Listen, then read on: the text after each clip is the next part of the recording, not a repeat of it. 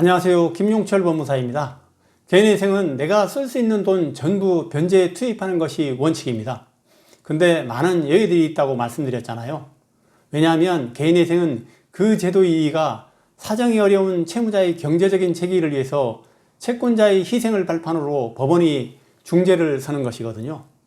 그렇기 때문에 많은 예외들이 있어요. 채무자가 사정이 너무 안 돼서 너무 불쌍하다고 법원이 판단되면 채무자의 상황을 고려해 조금 더 배려해 드리겠습니다. 아니면 채무자가 좀 못됐거나 악질이라고 판단되면 법원이 야, 너는 구제해 주고 싶지 않아, 이렇게 생각이 되면 채무자 당신은 면책 탕감 없습니다, 모든 금액을 변제하세요, 이럴 수도 있거든요. 그럼 대한민국에서 절차 원칙이 가장 까다로운 기관은 어디일까요? 아마 법원일 겁니다. 어떤 판사한테 갔는지 어떤 회생위원한테 갔는지 내 마음대로 뭔가를 조정을 하게 되면 채권자와 채무자가 법원의 결정을 신뢰하지 못하기 때문이죠. 그렇기 때문에 개인회생에서도 절대로 어기면 안 되는 원칙들이 있어요. 개인회생의 원칙 첫 번째는 가용소득 전부 투입이 원칙입니다. 두 번째가 청산가치 보장이 원칙입니다. 세 번째가 최저 변제일 제공이 원칙입니다. 그럼 개인회생의 원칙 첫 번째, 가용소득 전부 투입의 원칙을 한번 설명을 드려볼게요. 쉽게 얘기하면 내가 쓸 수 있는 돈을 전부 다 갚으라는 거예요. 그러면 사용할 수 없는 돈은 뭘까요? 바로 사용할 수 없는 돈은 최저 생계비입니다. 쉽게 예를 한번 들어볼게요. 내가 한 달에 243만 원을 벌어요. 그런데 2025년 최저 생계비가 143만 원이라는 거예요. 의식주에 기본적으로 쓰이는 돈들이 있잖아요. 가장 기본적인 의식주를 지키기 위한 최저 생계비. 법원에서는 개인회생을 하는 채무자들한테 채무자가 인간적인 삶을 살 수 있는 최소한의 금액, 최저 생계비를 보장해 준다는 거죠. 그럼 최저 생계비를 뺀 나머지 금액은 뭘까요? 내가 최저 한도의 삶을 유지하는 것 이상이 쓸 수 있는 돈, 용돈 같은 거죠.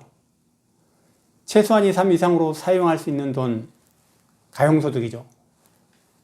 개인회생에는 채권자를 희생하면서까지 빚을 깎아버릴 거란 말이에요. 그래서 최소한의 인간다운 삶을 사는 돈을 법이 보장해 드리겠습니다. 그 대신 그 외에 사용할 수 있는 돈은 전부 빚 갚으세요. 그래도 못 갚는 빚이 있다면 면책 탕감해 드릴게요, 이런 뜻입니다.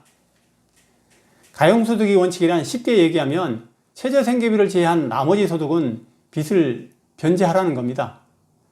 참고 삼아 연도별 변제기간 말씀드리면 2017년 원칙적인 변제기간은 5년이었고 2018년부터 이 변제기간이 36개월로 줄었거든요. 서울회생법원에서는 나이가 많으신 분들이 나이가 어린 청년층에 대해서는 변제기간을 24개월로 줄여주는 제도도 생겼어요.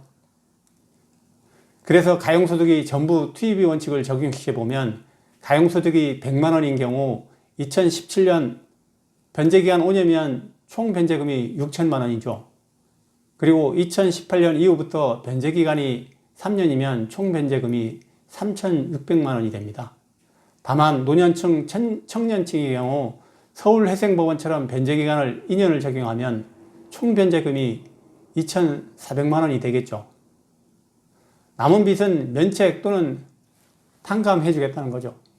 그러면 여러분들이 어떤 질문을 하시냐면 가용소득으로 100만 원씩 36개월 동안 갚을 거를 변제기간 60개월로 늘려줄 수 없나요?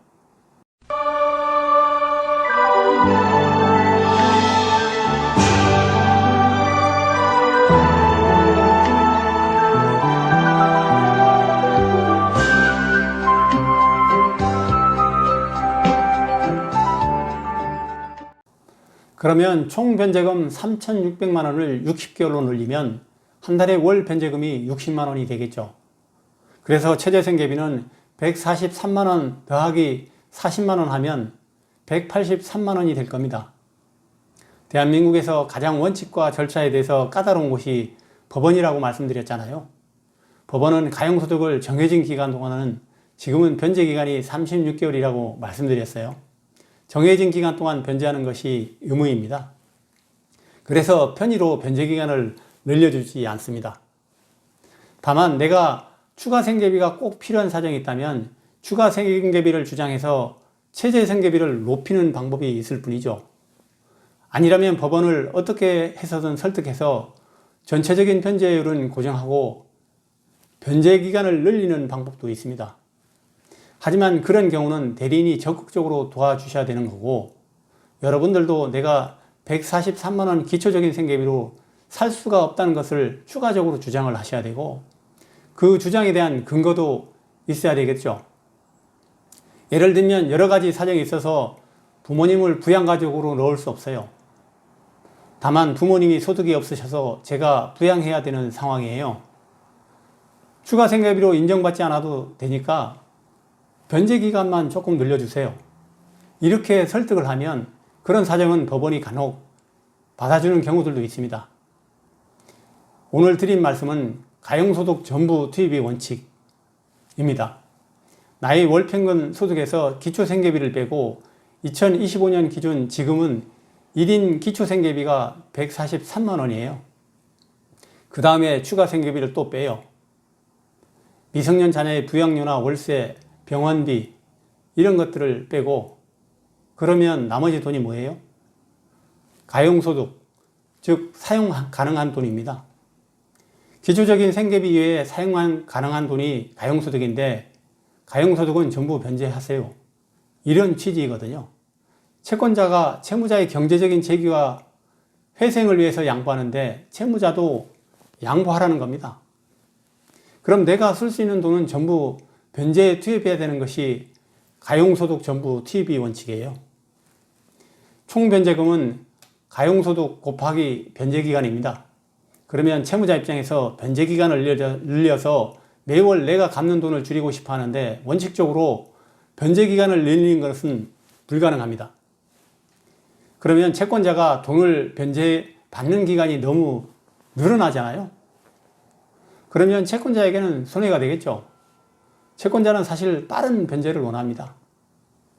다만 개인회생은 예외가 많이 있다고 했잖아요.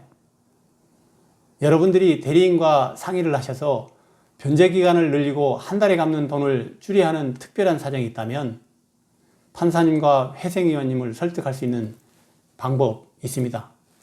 알고 싶고 궁금하신 점은 언제든지 전화주세요. 오늘도 유익한 영상이 되었기를 바라고 다음에 더 좋은 영상을 준비해서 찾아뵙겠습니다. 김용철 법무사였습니다. 감사합니다.